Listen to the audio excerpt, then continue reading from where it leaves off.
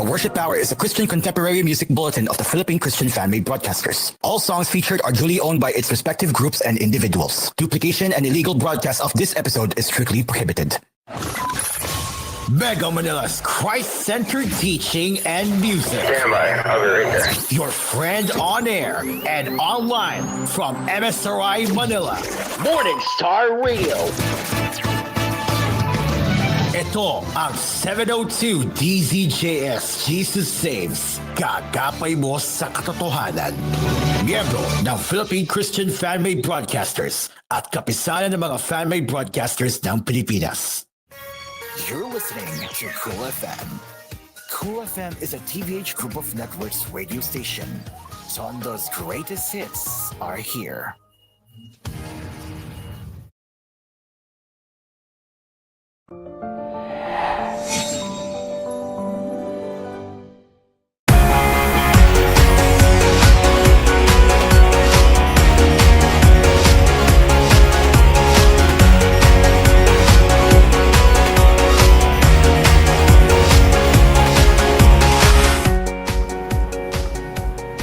.03 in the morning, and good morning, and welcome to Hello Pilipinas. Today is October 19, 2024, Saturday, and yes, in fact, we have a lot of surprising excitements later on koolFM. So, before we begin with our usual topics to talk about, let's recap what happened on koolFM yesterday.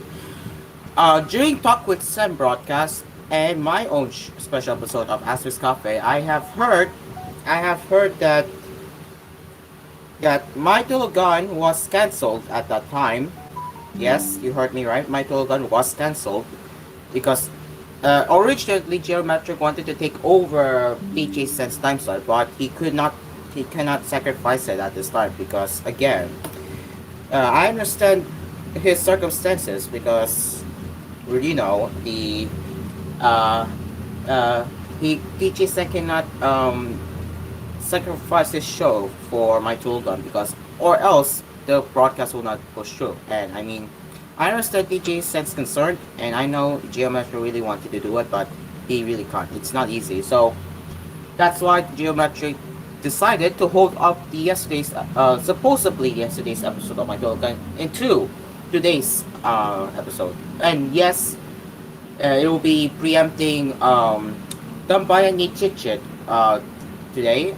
So yep, no, as a result, Tambayan with Chit will be preempted, and that means, and as a result, that means we will be having a My TGON marathon later after koolNews at 6. So you might not want to miss that out because, again, first anniversary of My TGON, ladies and gentlemen, and I mean, I wonder how long are they going to surprise us, right? So yeah, I just cannot wait until, you know, we'll see how that goes. But yeah, again, very exciting that the show has reached its first anniversary of MT.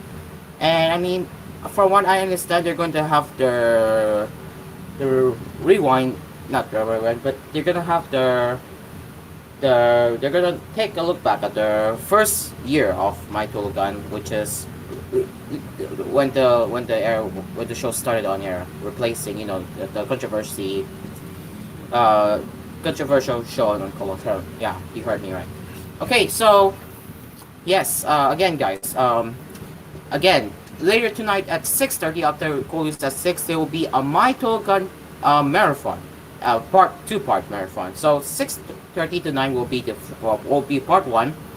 9:30 to midnight will be the part 2 of My TGON. Again, to the technical team, please do understand that there is no Talk with Sam. I repeat, I am a station manager. I have the right to fix the issues here because, again, the technical team is very known to keep forgetting me. So I hope you understand this technical team because I will be here. If you are caught not fixing the mistakes, I will do it myself here. So again, no Talk with Sam tonight. He made it clear He made it clear already. There is no talk with Sen tonight because again, TG Sen has made it clear that there will be no talk with Sen tonight. I repeat, there is no talk with Sen tonight. So after koolNews prime time, the continuation of my Tulagan until midnight. And after my Tulagan, it will be the pay programming and then koolFM signs off. Alright, with that out of the way, let's get into the usual lifestyle happenings. Let's see what's new, what we can cover this week. Let's get started.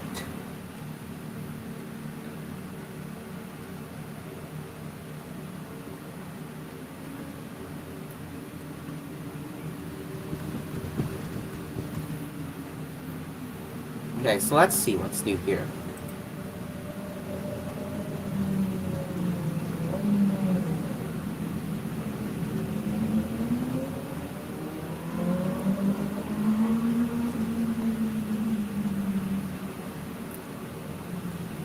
Alright, we do have a dining guide for Bangkok, which we will get into that.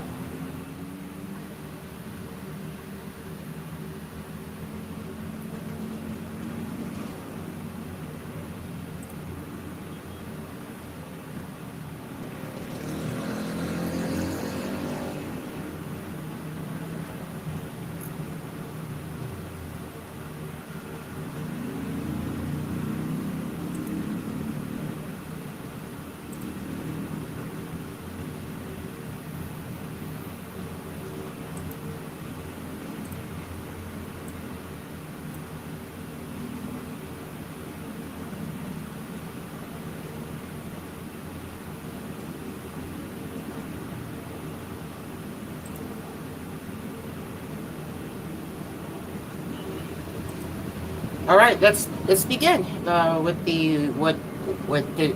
starting with the uh, Princess Mia and her Princess Diary. So here, this is the courtesy. This is again credit to Inquiry Lifestyle team. So here it is. Beauty fades, but character remains. And what can we learn from Princess Mia and her Princess Diaries? Let's get into that. The Princess Diaries movies may be 2 decades old, but they haven't lost their significance. From courage to self-worth, these are things we can take away from Princess Mia and her journey to Kingdom. So, again, be warned, there will be spoilers for Princess Diaries 1 and 2. So again, just a heads up, if you don't want to hear it, you might want to click away from the live stream for now. Alright, so let's get into that one here. And Annie Hathaway's recent Instagram post confirming that the Princess Diaries is finally returning to the big screen sent the internet into frenzy.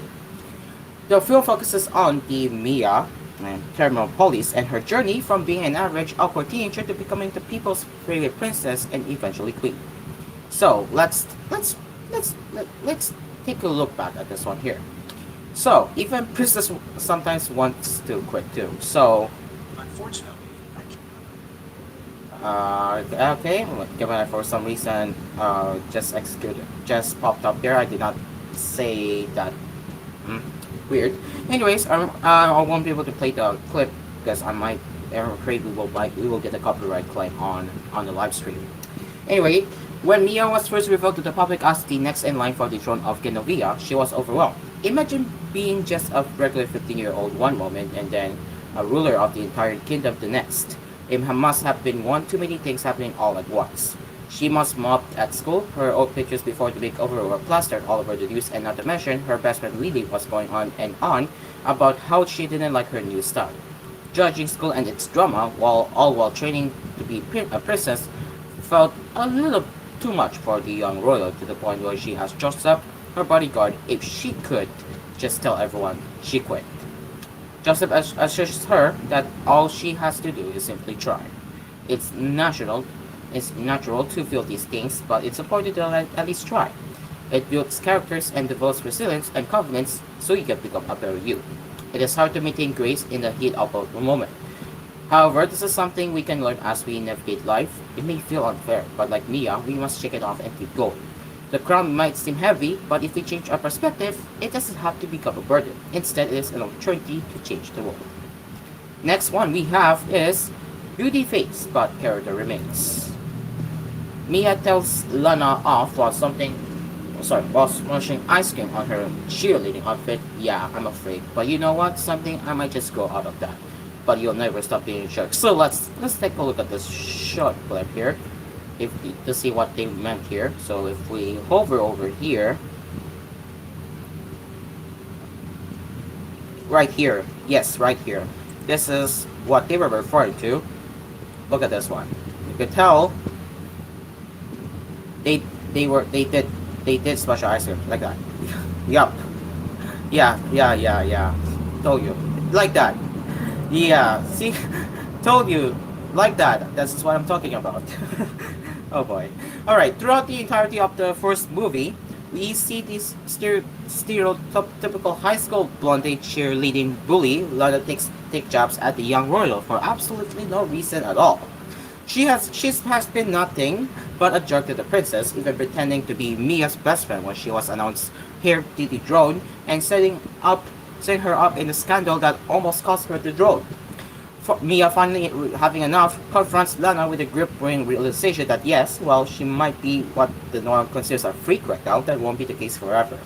And that even if she is, does it really matter? The princess stands up for herself by emphasizing that beauty is just a stepping stone for a person's initial attraction. It is still up to the person's true character to shape the lasting impression. It is subjective and fleeting. A great personality transcends that superficial attention and fosters a genuine and more valuable connection. And we have two of them, I believe. Yes, two of them, yes. So, right, next one here. Being a girl boss is more than meets the eye. The saying, heavy is the head that wears a crown, rings true, most especially for our favorite queens. Whenever we see someone being the best in whatever they do, we tend to miss the labor they put into it. Beauty and grace might be natural, but maintaining such is hard work. People think princesses are supposed to wear tiaras, marry the prince, always look pretty, and live happily ever after. But it's so much more than that. It's a real job. When Mia attended lessons and proper etiquette for her presentation as Genovia's princess, Queen Clarence patiently explained that being a princess is challenging work. Beyond the glitz and glamour of becoming a princess, there's more complex reality, filled with challenges, sky-high expectations, limitations on personal freedom, and many more. It is easy to just focus on its fairy tale-like glamour, but the hard work behind it is no easy job. It is important to acknowledge that a lot of sacrifice is put into such hard work. Queen Clarence makes sure that Mia fully understands the position she is put in requires full accountability and responsibility.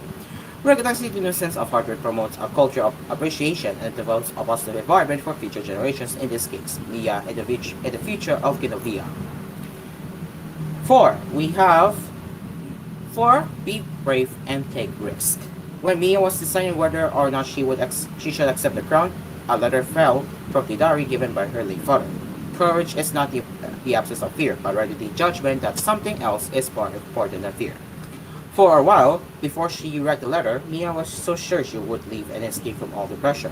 It is only natural to want to run away from something you feel that you cannot handle, but just like what Mia's father said, the brave may not live forever, but the cautious do not live at all. There is no use being scared of the unknown. Living in fear will not only hamper your growth as a person, but also take away opportunities that could very well be a catalyst for a much-needed change. Motivated by the letter, Mia rushed to retract her previous statement and instead embraced the responsibilities that come along with her bearing the crown. And finally, embrace your most generous self. Mia is just another average, awkward teenager, struggling with the same anxieties and dramas as other awkward teenage girls. Just in case I wasn't enough of a freak already, let's add a tiara. Being labeled a freak, embodying the label, and then suddenly having to wear a fancy gown doesn't change the fact that she is still the same old Mia. No matter what changed on the outside, regardless of all the makeovers and equity training, she is still the same synchronized swimming, yoga doing, horseback riding, wall climbing type goal. Regardless of whatever happens, you should never lose sight of your goal. You owe it to yourself to become the most genuine genuine version of yourself, step as to your beliefs, with or without the Tira off top of your head. So that's the five things we can learn from the Princess Diaries, and what we just witnessed it was the perfect example, as we know. So yeah, as we are approaching the future, the Princess Diaries movie, which is we don't know when it's going to be released, but we can expect more moments like this in the future, and we hope that we can we can we can adapt these things. And if the brand new Princess Diaries comes out, we can even learn more from the brand new movie that is yet to be announced. It is now 7:17 in the morning, and later on Hello Pilipinas, we will be talking about a dining guide for a banquet from lunch to dinner. Again, courtesy of Inquiry Lifestyle. Stick around, people. It is now 7:80 in the morning. Hello Pilipinas. We'll be right back.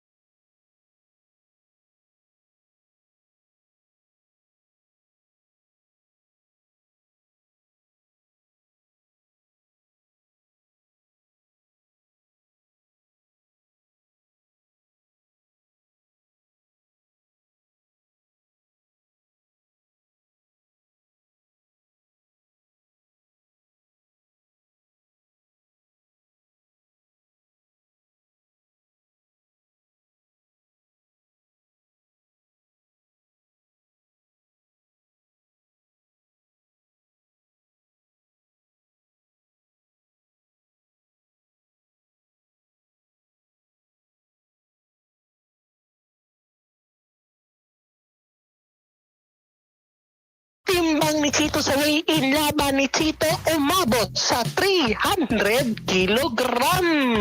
Makichismis. So, anong say mo? Tirik sa Mix Channel. Cheat.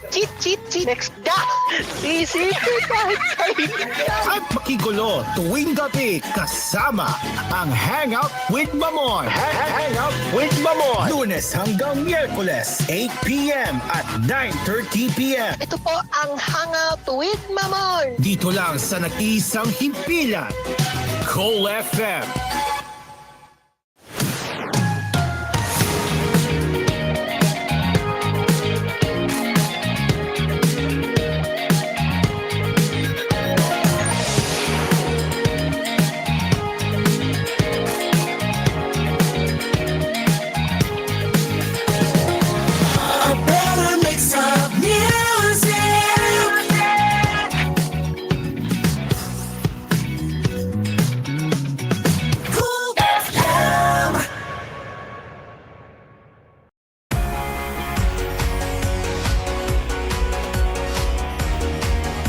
It's 7:26 in the morning and welcome back to Hello Pilipinas. Let's continue with another lifestyle happenings, and that is a dining guide.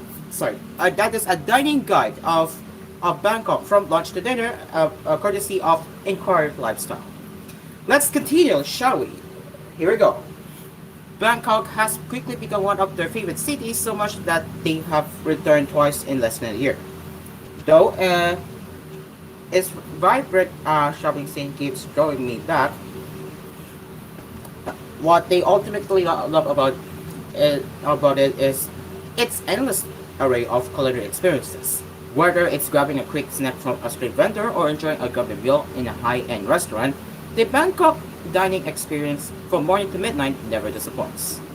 Here are one of the places you could have a look at. So, breakfast at Afron's Brunch and Greets. Very interesting name. Afron's Brunch and Greets offers a refreshing escape from Bangkok's hassle and bustle. The restaurant feels spacious, offering both a cold, air-conditioned indoor area and a charming al fresco section with a garden-like vibe, making it the perfect brunch spot.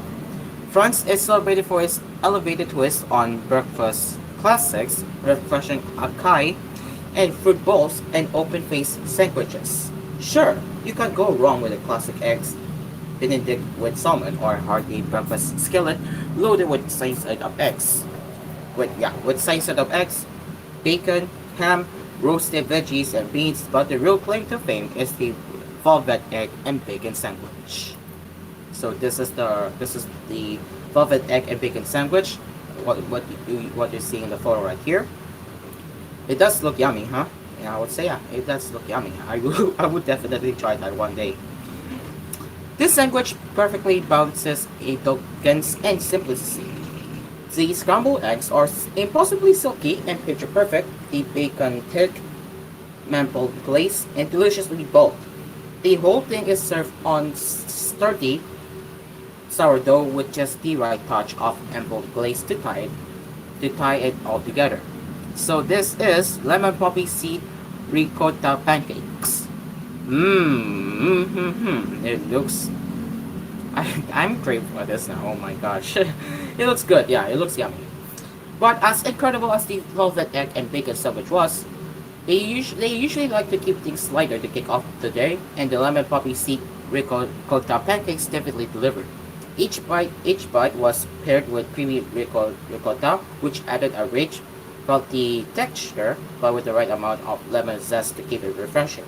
The poppy seeds and blueberries gave a slight crunch, adding a playful texture to the dish. Alright, so that's Fran's brunch and greens for breakfast. Next one we have is stop by Mempudong for lunch. Excuse me.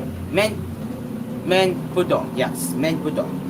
Mempudong is one of Bangkok's best kept secrets for seafood lovers, especially if you enjoy northern Thai flavors with a twist.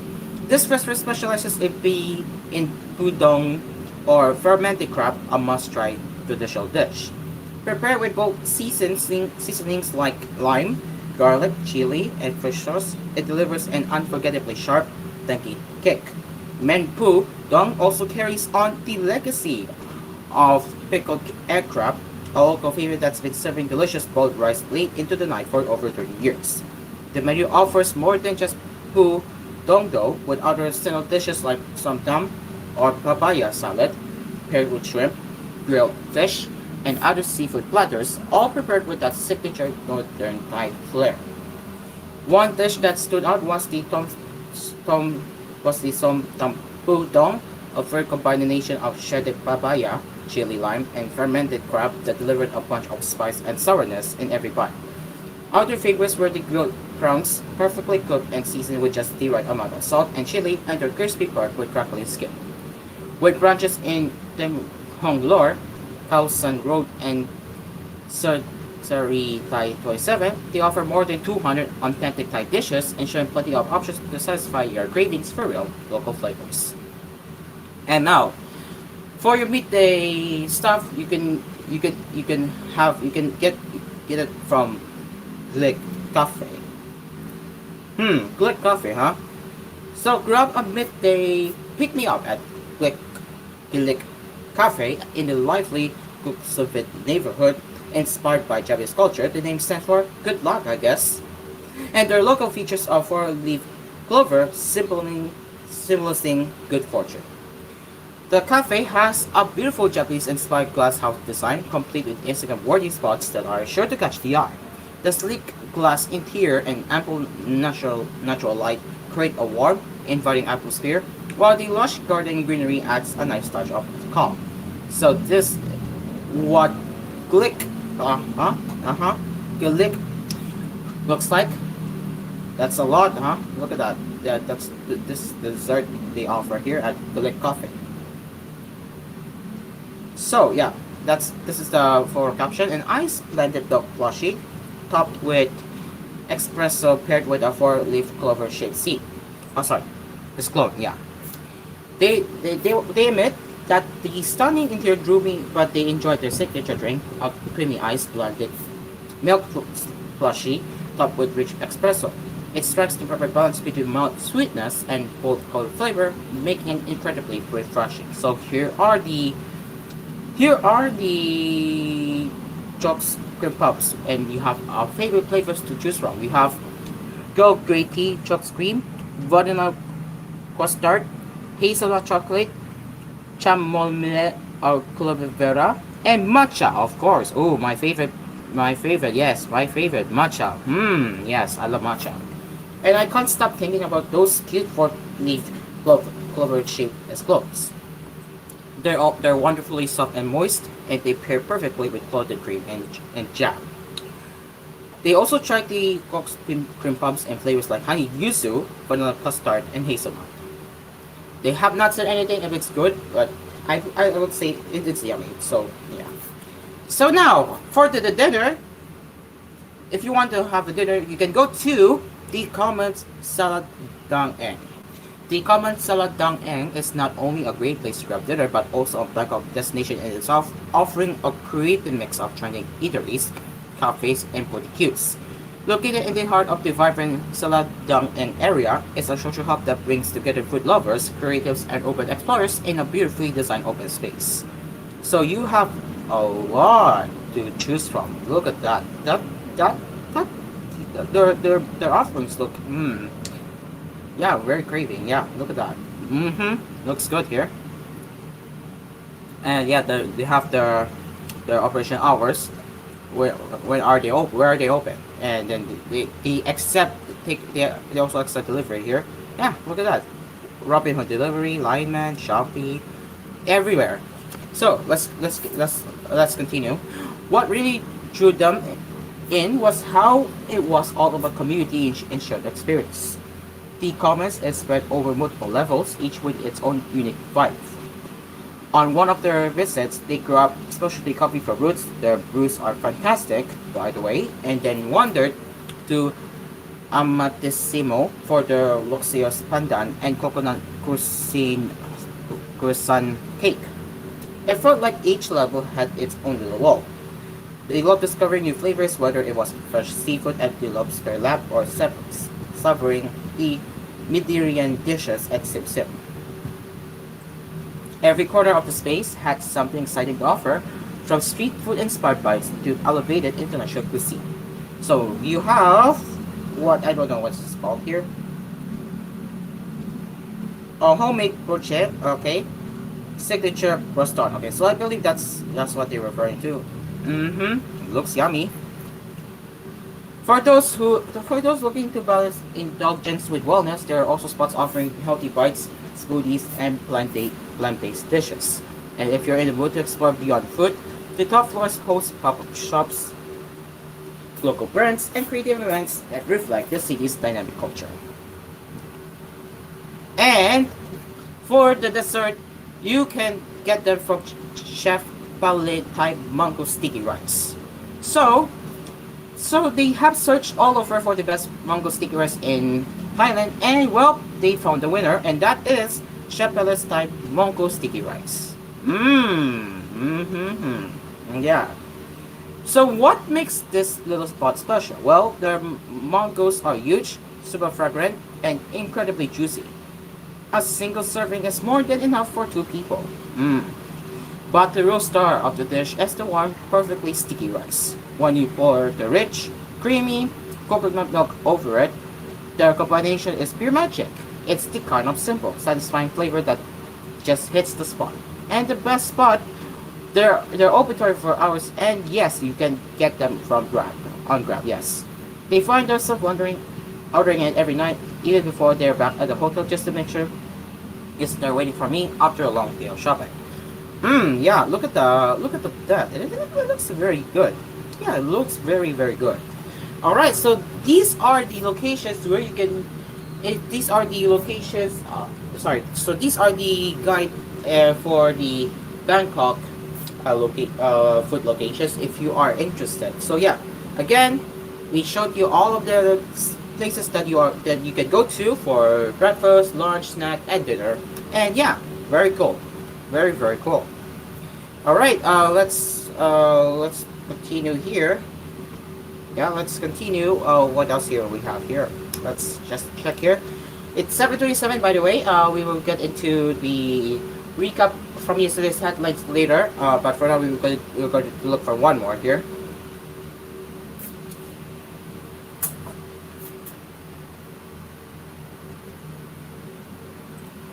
Actually, hold on. I have to brush my teeth. So yeah, we will get in, and then wait a minute. Is this long? Yeah, I think this is long. I'm gonna look for another one that we can do before 7:40 hits. All right. So spoken word, Spoken word. Okay, hold on, guys. Give me one moment, please.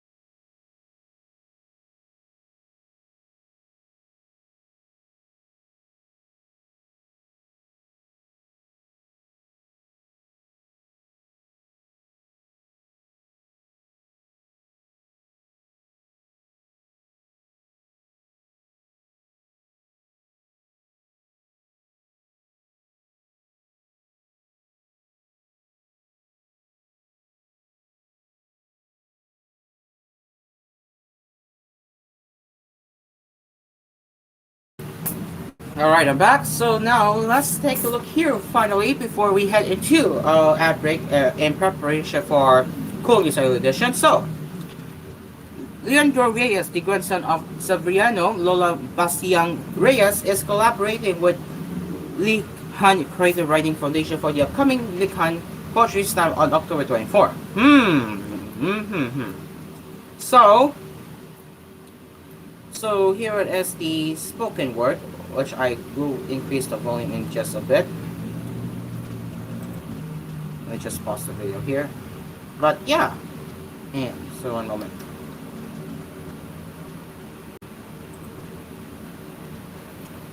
So yeah, I'll show you the spoken word here because I might not able to do longer since we're running out of time. But here is the spoken word.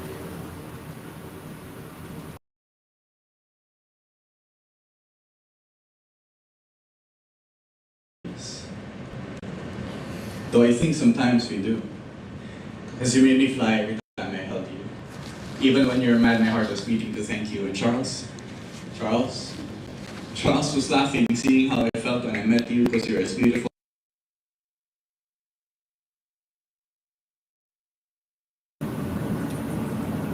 Okay, for whatever reason, we are experiencing some technical difficulties.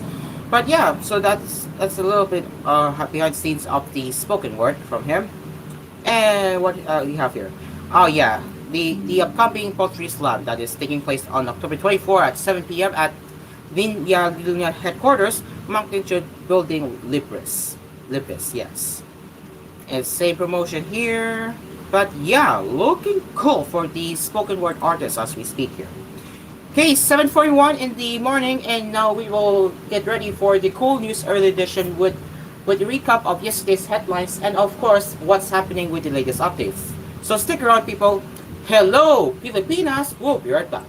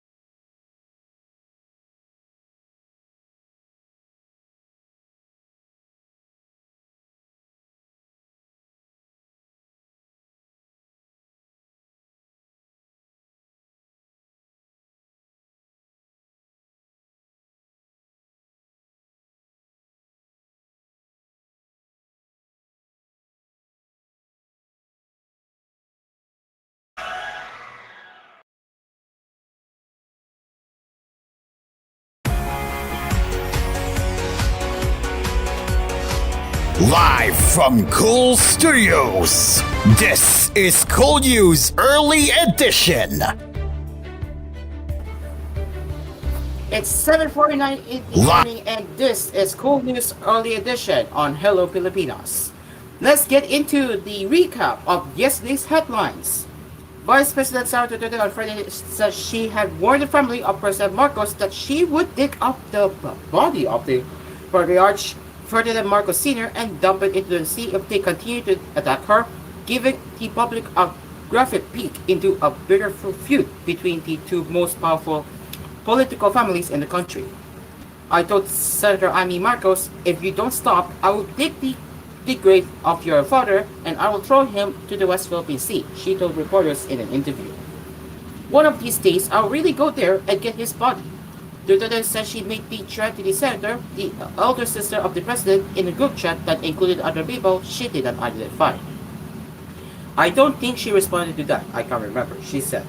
Duterte did not say when she posted the threat to her online group.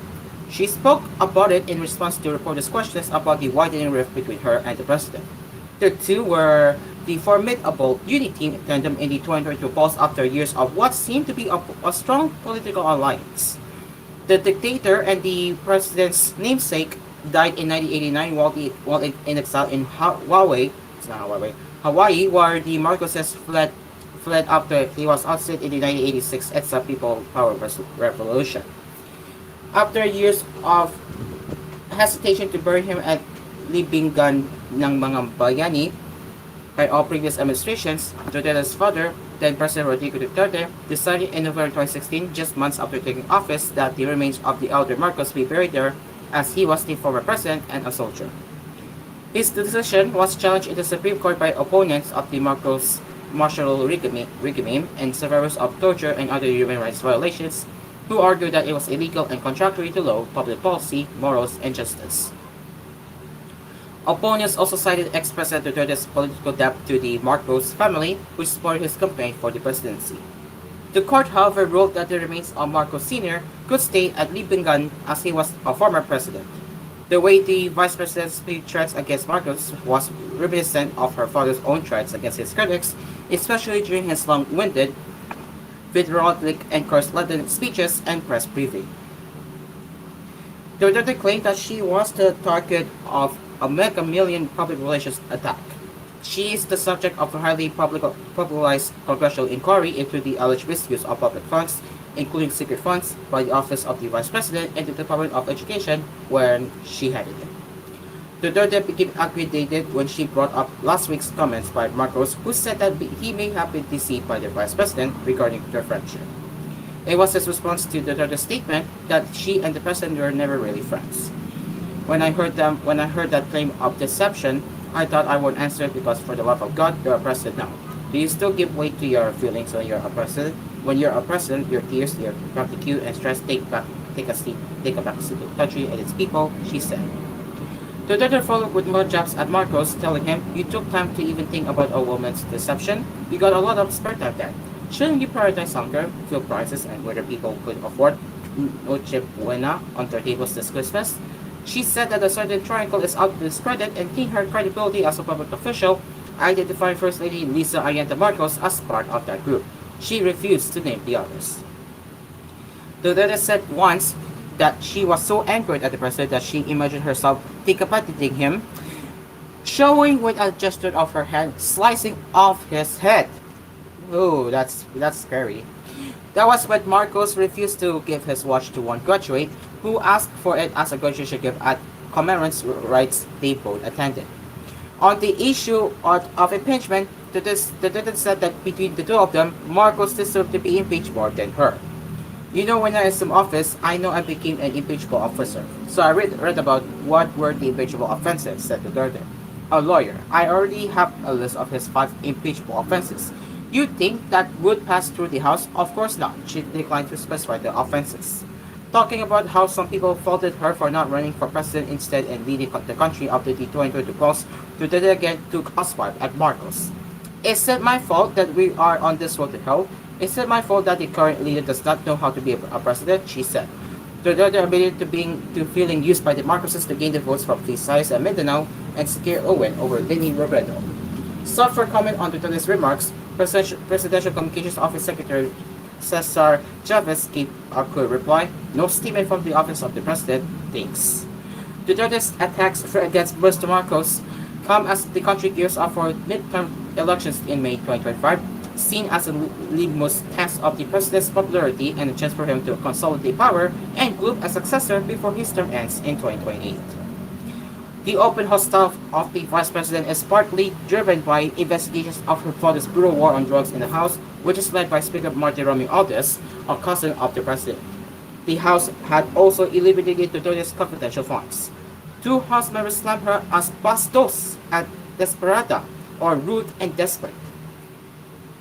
In a joint statement, House Assistant Majority Leader Zia Alonto Adiong and one writer, Representative Roque Gutierrez, said Duterte's remarks were a new low in public discourse and a direct attack on our cultural values. Strengthening to disagree the dead just to shift the narrative is utterly unacceptable, Adiong said separately. The vice president must answer the allegations against her, not stoop to such shameful actions, he said, referring to questions raised about her confidential fund spending. In our culture, we honor the dead. To use them as pawns in a political game is disgusting, Adiong added. Gutierrez said Duterte's conduct was pure desperation. Instead of facing the allegations head-on, VP Duterte resorts to vile threats, he said. Duterte has refused to attend congressional hearings to clear her name and address the accusations against her alleged misuse of public funds. The vice president's younger brother, Davao City Mayor Sebastian Bastien Duterte, had once called the Marcos family as lacking in gratitude, reminding the Marcoses that it was his father who accommodated their request for a hero's burial for the dictator. Remember this, my father had your father buried at the Hero Cemetery.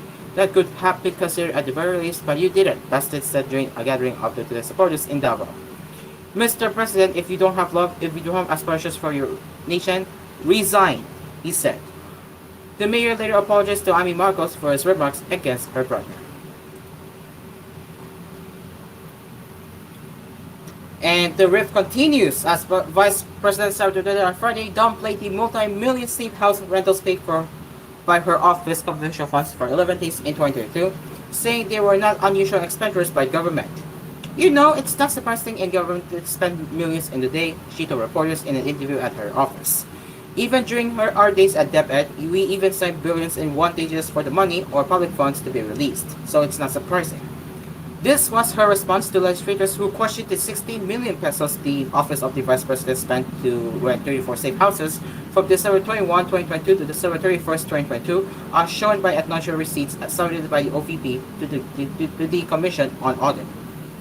But the 2-hour press briefing ended with more questions than answers as Duterte refused to respond to the red flags raised by lawmakers looking into the alleged misappropriation of public funds of the OVP and DepEd in 2022 and 2023 when she was still the education chief.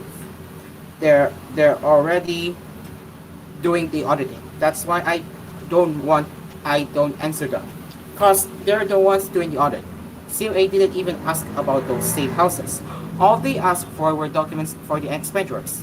So we submitted those, Duterte said. The COA officials present in Thursday's hearing were asked why the statement auditor failed to question the OVP's disclosures and merely did ministerial work on the documents they received from Duterte's office. For Duterte, the ongoing inquiry by the House Committee on Good Government was just part of a demotion job to create grounds for her impeachment. The thing with the hearing yesterday, no matter what the process explanation was, they would just contradict them, she said. They just want an impeachment. They can't do that because they have no case for an impeachment. Duterte, however, declined to substantiate her allegations against the House Committee. This was the same reason raised by Senator OVP officials who refused to appear at the House hearing on Thursday, telling the panel in the position paper that it was unnecessary for the lower chamber to conduct an inquiry and that the process was therefore not needed. Duterte defended them, saying that some people are not used to the pressure and stress of coming out on national TV just to be shamed.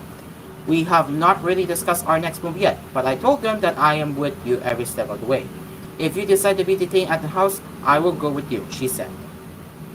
The officials called to appear at the committee hearing were OVP Chief of Staff and lawyer Zulica Lopez, Assistant Secretary and Assistant Chief of Staff Lemuel Artonio, lawyer Rosalyn Sanchez, Director of OVP Administrative and Financial Service Office, OVP Special Dispersing Officer Gina Acosta, and former Special Dispersing Officer Edward Farjada. On DepEd's 15.54 million pesos in payments to informers from its confidential funds for military-related programs, Duterte explained that the amount did not go to the Youth Leader Summit, but for information on kids at risk of being exposed to the insurgency. It was used for the supporting information in areas where we got reports of children at risk. We didn't give any confidential funds to the AFP. We didn't give any confidential funds to YLS, she said. Duterte, however, refused to answer further questions from the media regarding DepEd's use of its secret funds. In separate statements, Senator Deputy Speaker and Pampanga Representative Aurelio Gonzalez Jr., Majority Leader Jose Manuel Dalipe of Zamboanga City, and Manila Representative Ronaldo Valeriano called on Duterte to stop evading the confidential fund issues. Public funds are at stake here. Stop diverting the issue and address the controversy directly, Gonzalez said. Don't just be evasive. The people deserve clear answers. You even used the military, yet they were denied what was to be done. This needs to be explained. For his part, Dalipe warned that desperation won't hide the facts. The public deserves transparency about how public money, military resources, and the education sector were handled. It's time for Duterte to stop dodging and face the music, he said. According to him, Duterte's resignation from the DepEd was the best decision she ever made.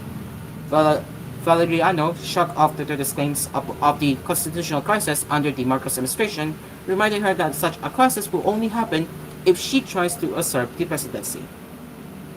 Do not be deceived by her mad ranting.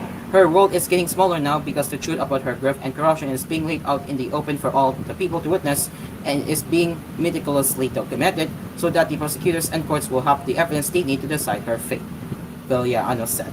The rule of law will prevail against VP Sara, who has violated our country's laws. She does not have presidential immunity, he added. VP Sara is posturing and maybe getting ready to become president.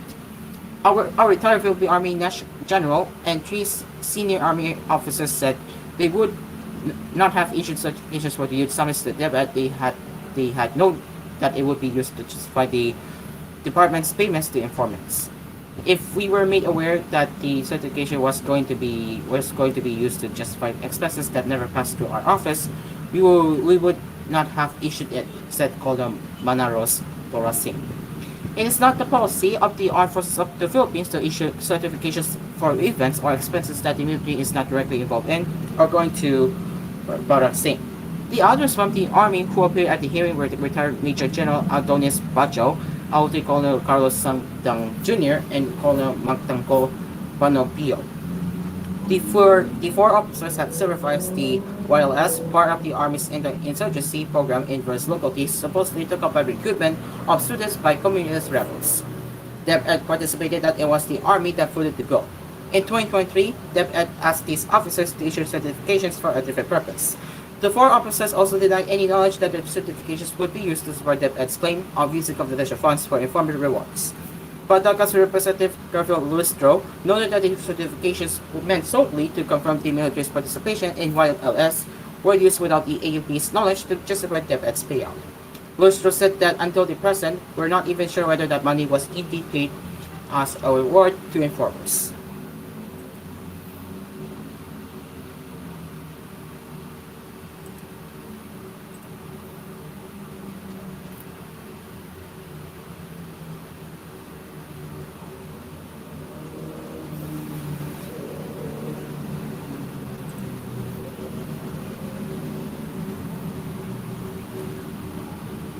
Our lawmakers sitting on the House Squad Committee asked Senator Ron Abato de la Rosa on Friday to cite the legal basis for the release of additional allowances for police officers involved in the Duterte administration's bloody war on drugs.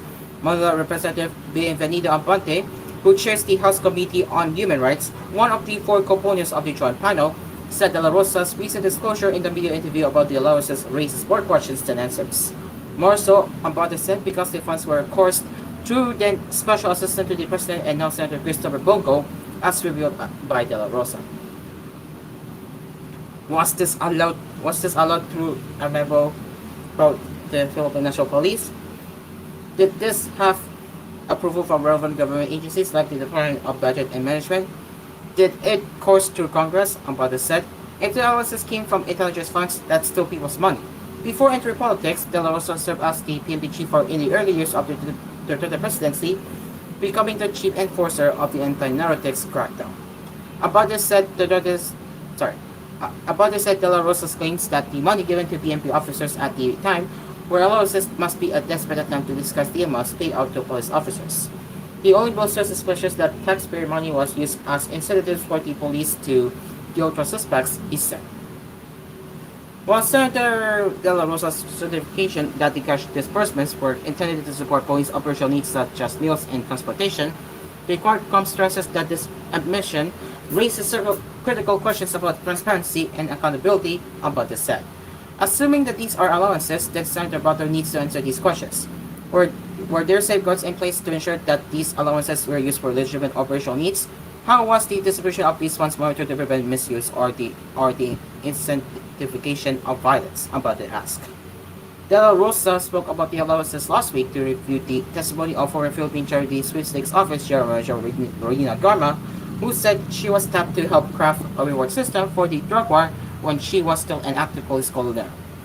Garma said the system was supposed to be patterned after the Davao model, referring to the home city of former President Rodrigo Duterte, which he earlier governed as mayor for many years. According to Garma, the director to implement the system came straight from Duterte. She also said the cash rewards were funneled through the country's banking system and involved persons in Go's office when he was still Duterte's special assistant.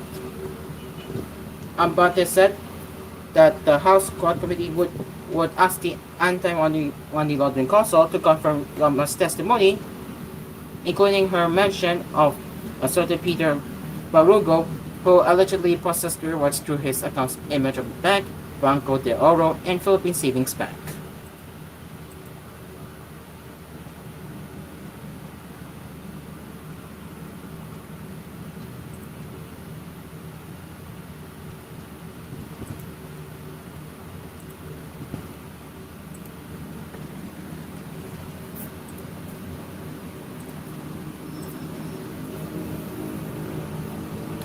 The Department of Foreign Affairs on Friday condemned recent attacks on the positions of the UN interim force in Lebanon that resulted in injuries to UN peacekeepers.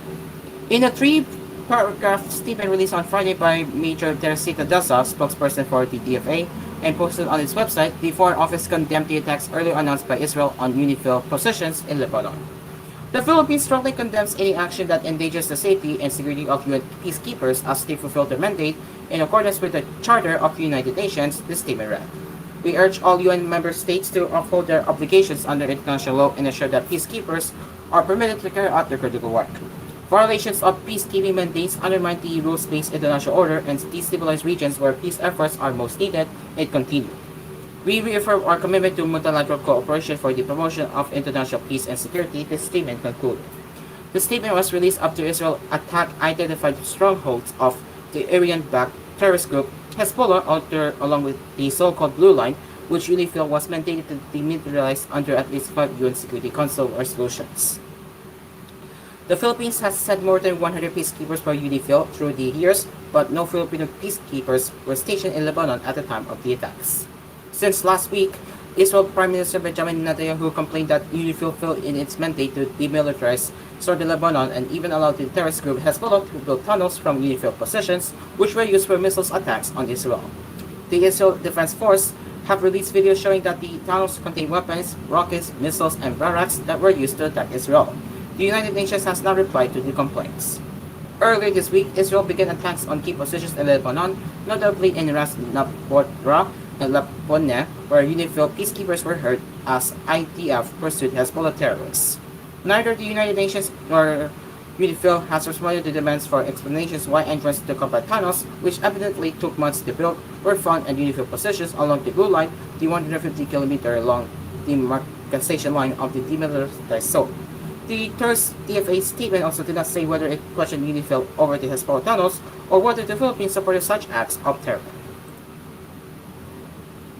the Armed Forces of the Philippines set the allocation of 3.2 billion pesos for the expansion of the Pag-asa support airport and a shuttle port in Lawak Island in the West Philippine Sea is a strategic investment in strengthening our external defense posture. Colonel Franksel Margaret Padilla, spokesperson for the AP, said on Thursday these infrastructure improvements would enhance logistical support and operational readiness for our personnel, ensuring that we remain prepared to safeguard our national interest. This initiative is a clear affirmation of our unwavering commitment to protecting our sovereignty and territories in a manner that promotes regional stability and cooperation, Padilla told in inquiry. Rear Admiral Roy Vicente Trinidad, the Philippine Navy spokesperson for the West Philippine Sea, said runway expansion and the new shelter port would be very timely for the Navy and the entire AUP. He stressed these projects will increase the military's capability to project its forces in the West Philippine Sea, which is in line with comprehensive archipelagic defense concept. Defense Secretary Gilbert Deldo Jr. said the CADC would project our defensive capabilities to secure not only the land base of the Philippines but its exclusive economic zone and other areas where we have jurisdiction. House Appropriations Chair representatives of the co-earlier set the budget for both projects, have been included in the 2025 national budget of the House deliberations. The earlier reported that C-130 planes, which usually carry goods and personnel, could not land on a 1-kilometer runway at Pag-asa. Stressed there is a need to finish the 1.5-kilometer runway on the island, as he hoped the airport could also be used for commercial purposes. So if we can transform it into tourism, at least we can claim back what the government invested in, because the islands there look like the Maldives, he said. Under the 2025 budget, a total of 300 million pesos is also allocated under the Department of Transportation for the construction of a new shuttle port in Pag-asa. During his visit to Procesa City, Palawan's capital, President Marcos said the development of the Pag-asa airport was among the priorities of his administration.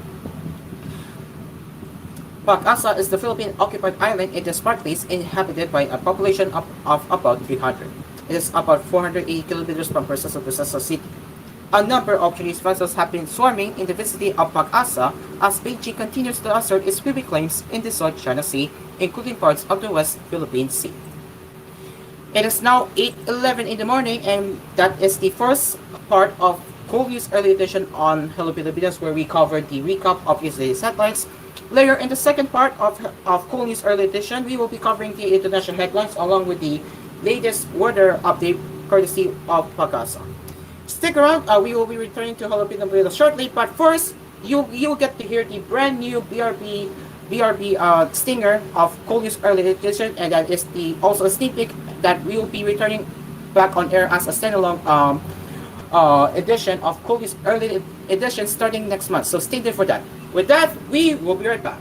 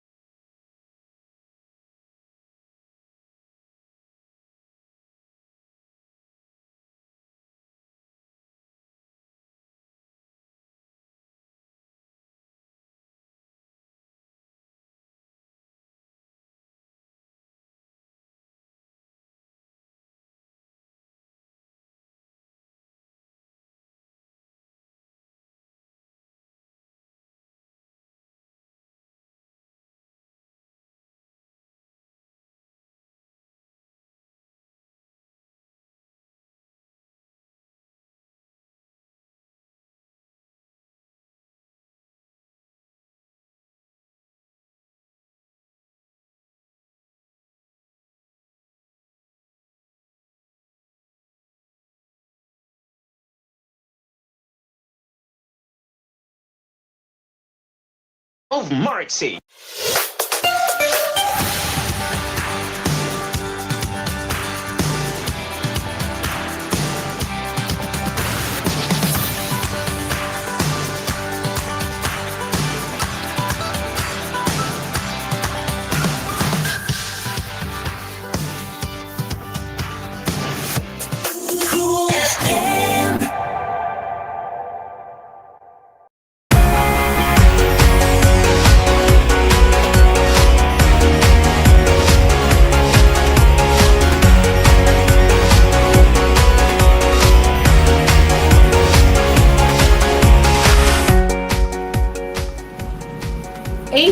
In the morning, and if you have just joined us to start your weekend morning for us, a fellow good morning and welcome to Hello Pilipinas. Again to the viewers who just joined us right here. Today is October 19, 2024, Saturday, and we will be here to cover the latest lifestyle and entertainment happenings right here on Hello Pilipinas, along with the news segment, which is koolNews Early Edition, later. Let's get started. Let's continue where we left off. Right, so let's see here.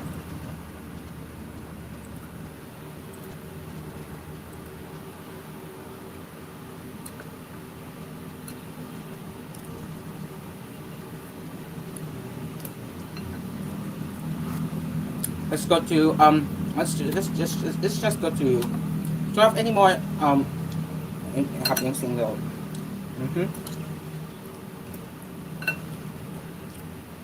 Okay, so let's say here. Alright, so let's take a look. So what did this year's Nobel Prize winners actually do? Well, that's a good question. We'll get into that right now.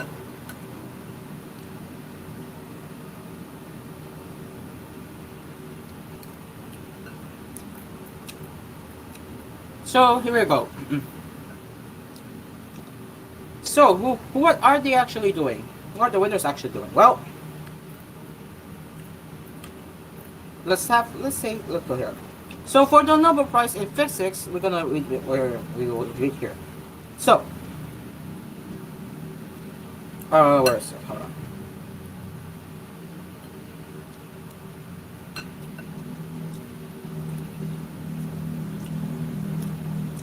The pioneering methods and concepts developed by 24 physics laureates John Philp and Geoffrey Hinton have been instrumental in shaping the artificial neutral networks. This year's physics breakthroughs stand one of the foundations of physical science. They have showed a completely new way to use computers to aid and to guide us to tackle many of the challenges our society face. This is interesting one here. One moment.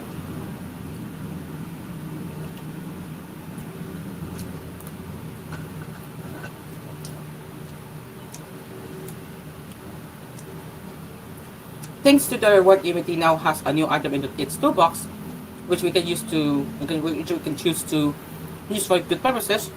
Machine learning, based on artificial neutral networks, is currently revolutionizing science, engineering, and daily life. The field is already on its way to enable breakthroughs through building a sustainable society, such as identifying new functional materials. How deep learning by artificial neutral networks will be used in the future depends on how we humans choose to use these incredibly potent tools already present in many aspects of our lives. So that's the 2024 Nobel Prize in Physics, and it has been awarded to John J. Hopfield and Geoffrey E. Hinton for foundational discoveries and inventions that enable machine learning with artificial neutral networks. So yeah, so here is more with the Hopfield network.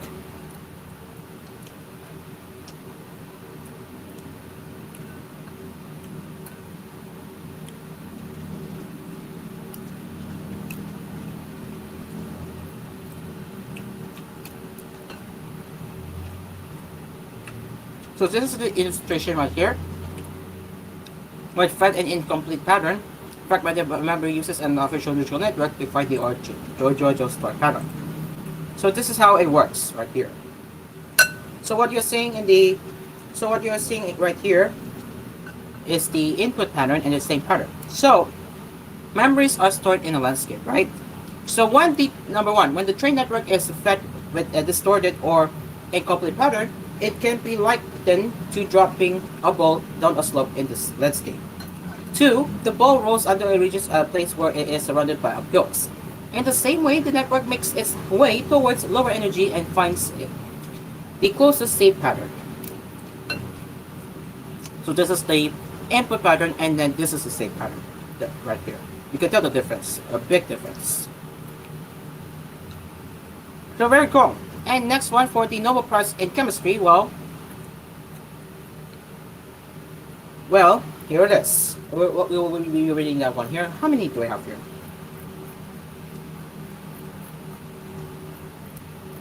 We have 6 of them. Okay, we have 6 of them. We have much time here to cover. Okay, so the next one is Nobel Prize in Chemistry. Yes, chemistry. All right, so let's read this one here. One moment. Again, I'm still eating.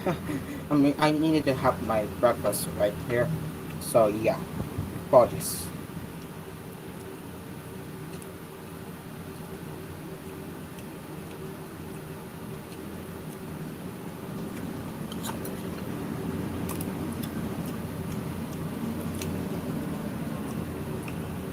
This year's Nobel Prize laureates in chemistry have revealed protein secrets through computing and artificial intelligence. Chemists have long dreamed of fully understanding and mastering the chemical tools of life, proteins. This dream is now within reach. 24 chemistry laureates Demis Hassabis and John M. Jumper have successfully utilized artificial intelligence to predict the structure of almost all known proteins. This year's chemistry laureate David Baker has learned how to master life's building blocks and create entirely new proteins. The potential of the discoveries is enormous. Proteins' amazing versatility as chemical tools is reflected in the vast diversity of life. That we can now so easily visualize the structure of these small molecular machines is mind-boggling and allows us to better understand how life functions, including why some diseases develop, how antibiotic resistance occurs, or why some microbests can decompose plastic. The ability to create proteins that are loaded with new functions is just as astounding. This can lead to new nanomaterials, targeted pharmaceuticals, more rapid development of vaccines, minimal sensors, and a greener chemical industry, to name just a few applications that are for the greatest benefit of humankind. So, the Nobel Prize in Chemistry was awarded to David Baker of the University of Washington and Demis Hassabis and John M. Jumper from Google DeepMind. Baker discovered a method to synthesize artificial proteins. So, this is the illustration right here. Again, give me a moment from eating.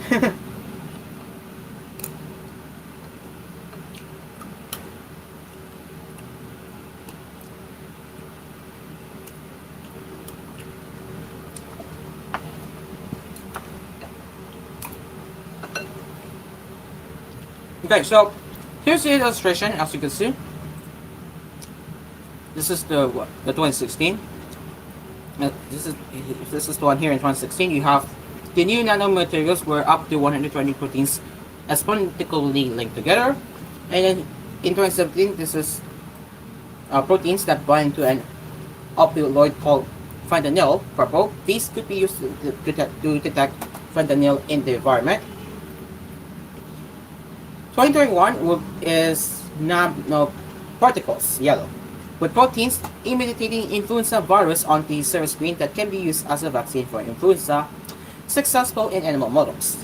2022, proteins that function as a type of molecular rotor. And 2024, geometrically shaped proteins that can change their shape due to external influence could be used for producing tiny sensors. Yep, that's courtesy of Teresa Kovalova, the Royal Swedish Academy of Science. Very cool. So yeah, Hassabis and Jumpers developed an AI model called AlphaFold 2, which analyzes amino 8 sequences to identify all 200 million proteins known to science. AlphaFold 2 can be used for a variety of purposes, from understanding antibiotic resistance to synthesizing enzymes that can decompose plastic. Next one, we have Nobel Prize in Physiology or Medicine. And they were awarded to Victor Ambros and Gary Rukun for the discovery of microRNA and its role in post-transcriptional gene regulation. Nice. So, yeah, this year's Nobel Prize in Physiology or Medicine was given to, I have already mentioned it. Our chromosomes are like instruction manuals for the cells, but when every cell contains the same chromosomes, how are there different types of cells in the body, like blood, muscle, nerve, etc.? Well, we can show you the illustration right here. Again, I'm eating, so one moment. I'll demonstrate it in a bit.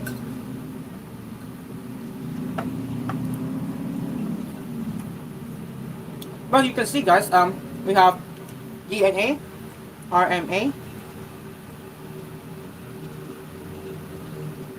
Yep, you have DNA, mRNA, protein, and cell type. And what it's trying to explain is gene regulation ensures our cells select only the relevant instructions for the cell type.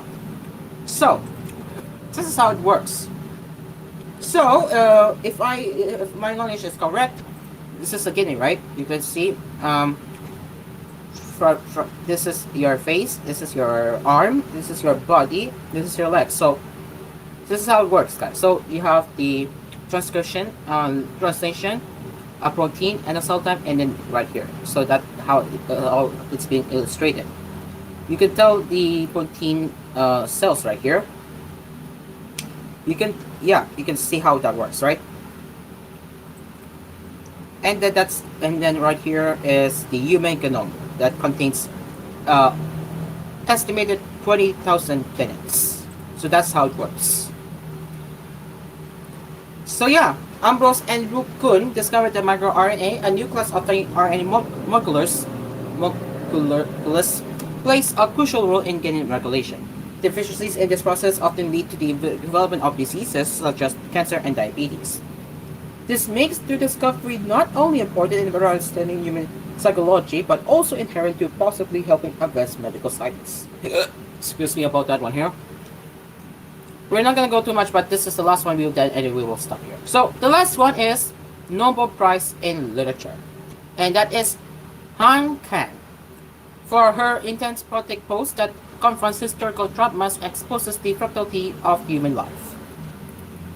So yeah, the Nobel Prize in Literature was awarded to South Korean author Han Kan for her intense project post that confronts historical traumas and exposes the fragility of human life.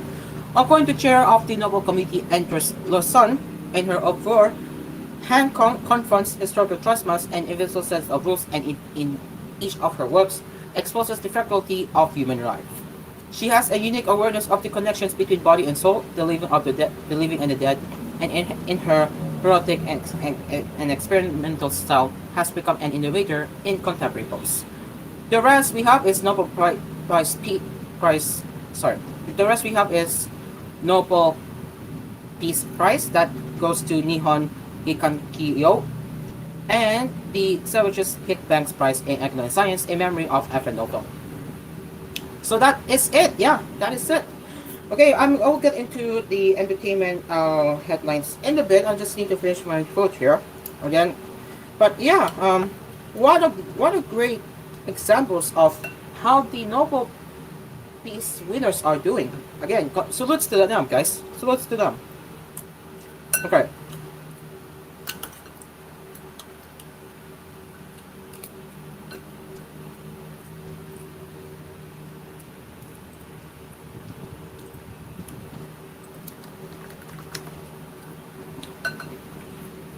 So let's we'll get into showbiz news happenings now.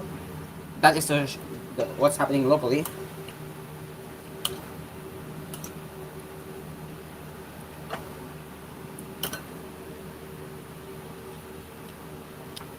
This is the surprising one here. So, time for the quick showbiz. Rose of Blackpink has collaborated with American singer-songwriter Bruno Mars on her single for her upcoming solo album.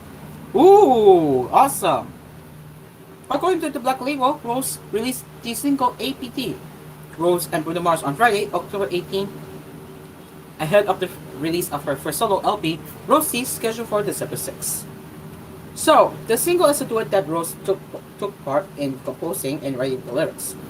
Rose's upcoming solo LP will have 12 songs through which she will deliver a more honest and intimate narrative of her experiences. On Instagram, the K-pop star shared a behind-the-scenes photo of her and Mars, writing in her caption, "The night I taught Bruno how to play a Korean drinking game." Mars replied in the comments teasing Rose about her trying to kiss him, saying, "So much fun. Remember when you tried to kiss me? That was weird. Other than that, sick picture." So yeah, as of writing, the music video of the duo's collaboration with song has received almost 5 million views in 4 hours since its release. Alright, that's the quick showbiz. It is now 8:38 in the morning, and we will soon be getting back into the second part of koolNews Early Edition on Hello Pilipinas, where we will cover the international headlines along with the weather update courtesy of Macasa. So stick around, it's now 8:39. We will be right back, and we will return later with koolNews Early Edition on Hello Pilipinas.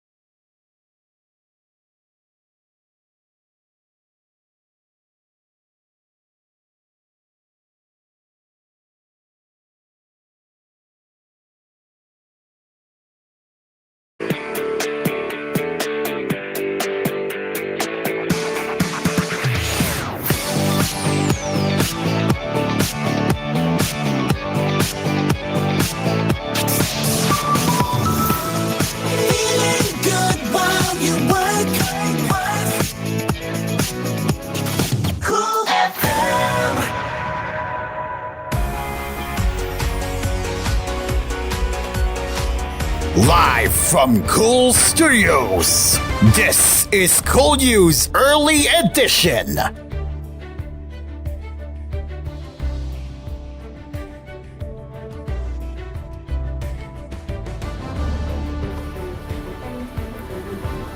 It's 8:47 in the morning and you are listening to the second part of koolNews Early Edition on Hello Pilipinas.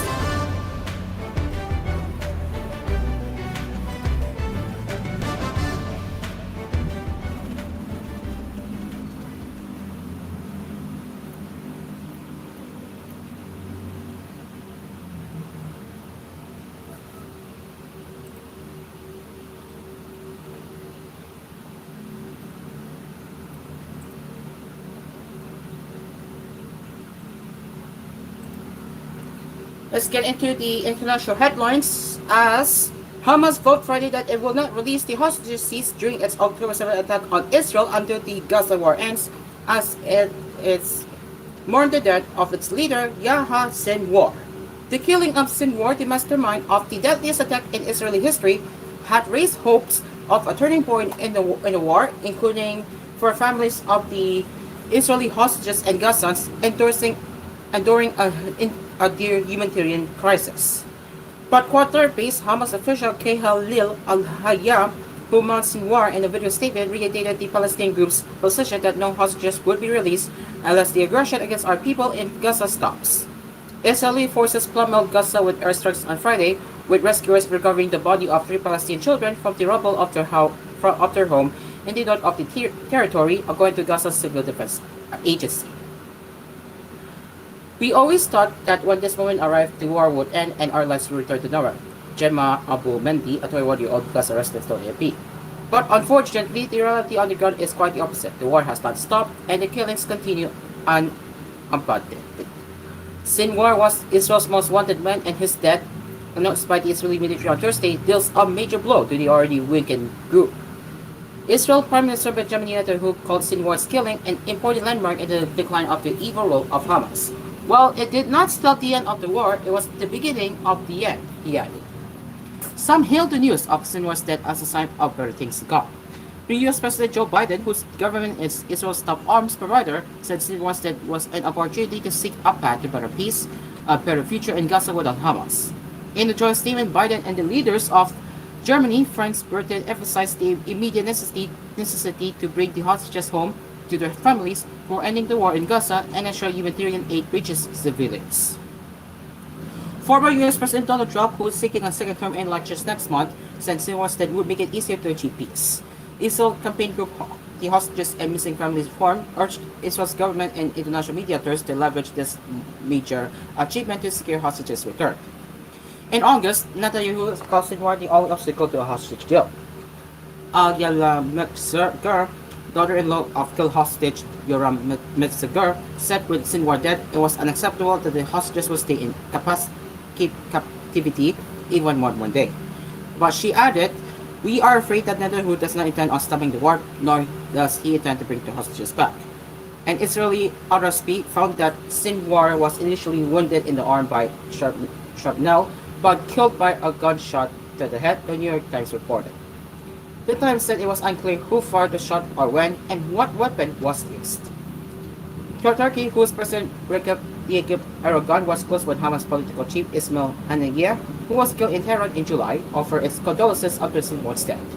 Turkey's Foreign Minister Hakan Fidan, meeting with Hamas officials in Istanbul, also discussed recent negotiations for a ceasefire allowing the exchanges of hostages and prisoners, his military said.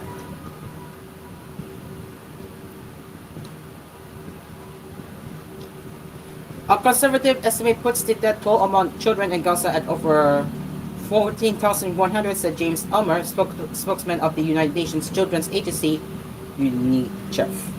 For the 41 million children in the besieged territory, Gaza is the real world embodiment of hell on earth, elders said. Criticism has been mounting over the civilian toll and lack of food and aid reaching Gaza, where the UN has warned of famine. Israel is also fighting a war with Hamas ally Hezbollah in Lebanon. The two sides had exchanged rocket fires since the October 7 attack, with Israel sending ground troops across the Lebanese border last month. On Friday, the Israeli military said it had destroyed Hezbollah's regional command center with an airstrike. Hezbollah said it fired a salvo of rockets at the Israeli city of Haifa and areas to its north. The group later said it launched a swarm of explosive-laden drones at the air missile defense base east of the central Israeli city of Hadera. The UN peacekeeping force in Lebanon warned that the escalating war is causing widespread destruction of towns and villages in the country's south. Since late September, the war has left at least 1,418 people dead in Lebanon, according to the AFP tally of Lebanese health ministry figures, though the real toll is likely higher. The war has also drawn in other Iran-aligned armed groups, including in Yemen, EU, and Syria. The Israeli military on Friday said it had intercepted an Iran target approaching from Syria, which a war monitor said was a drone launched by an Iran-backed group. Iran conducted a missile strike on Israel on October 1st, for which Israel has vowed to retaliate. Iran, Hezbollah, Afghanistan's Taliban government, and Yemen's Houthi rebels all mount the death of Sinwar, showing continued support for their Palestinian ally, Hamas. That is all for the international headlines, and now, to conclude the koolNews early edition, here is the weather update, courtesy of Pagasa.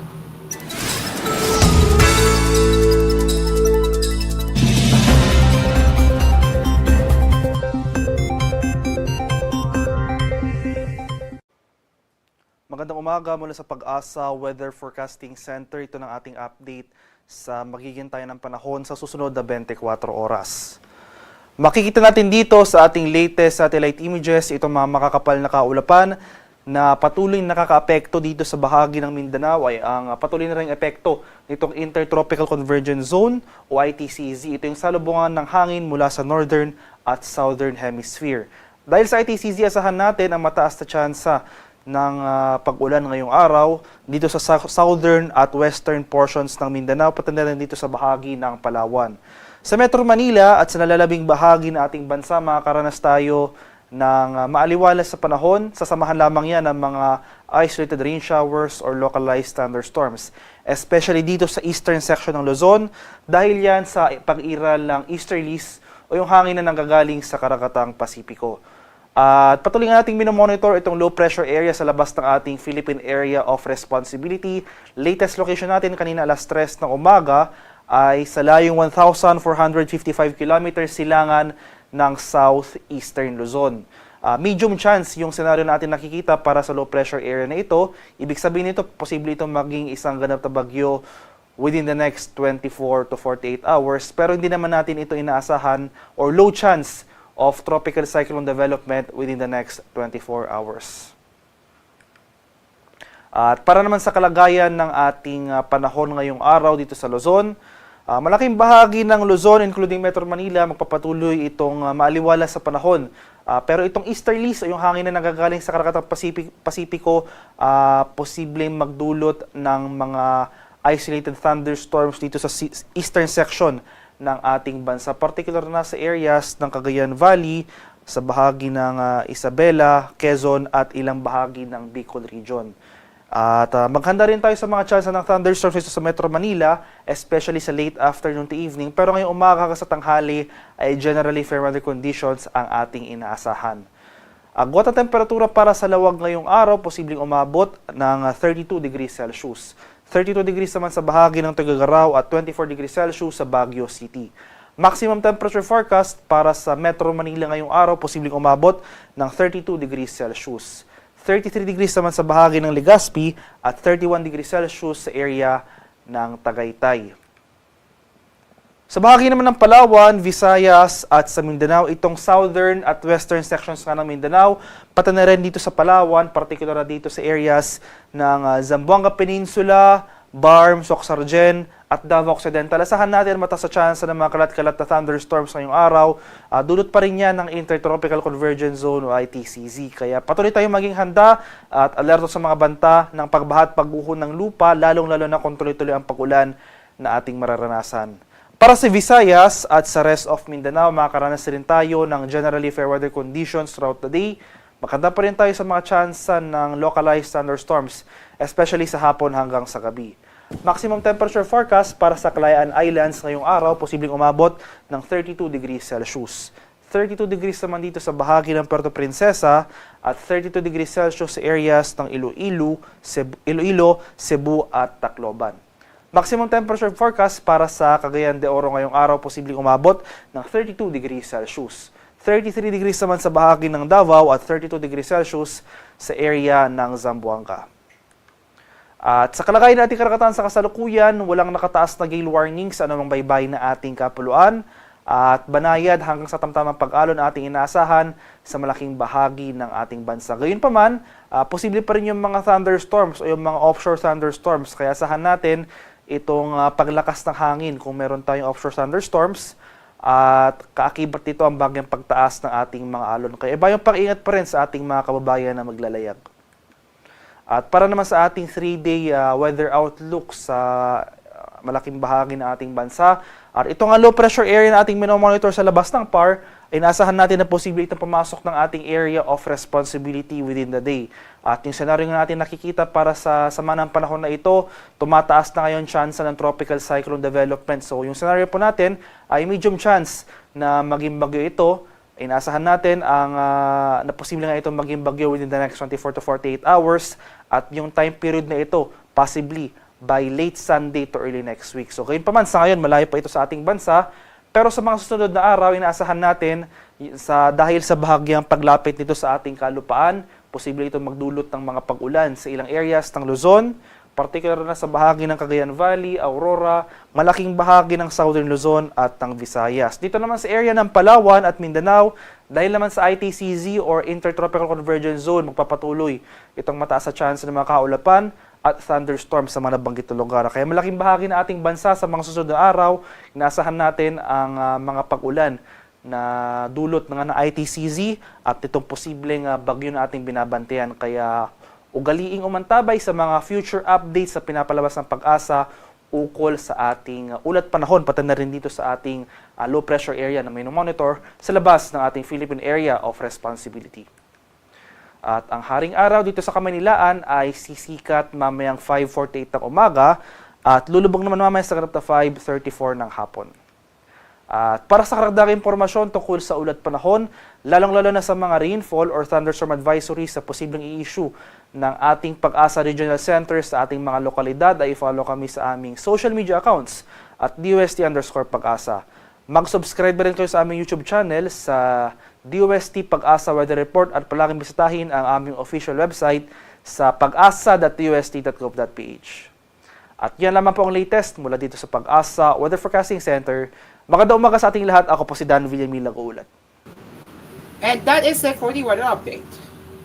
So,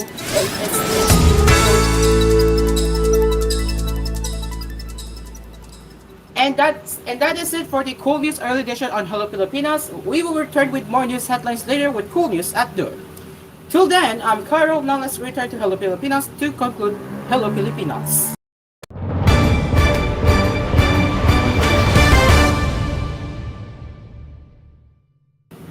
And now, here is the quote of the day.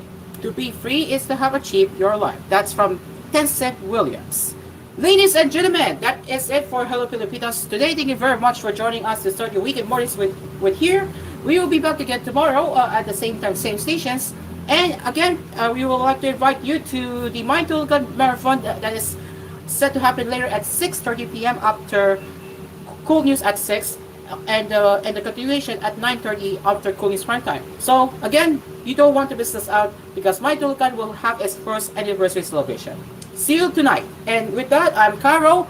Good morning and Hello Pilipinas. We will see you tomorrow for more morning sessions right here. Goodbye.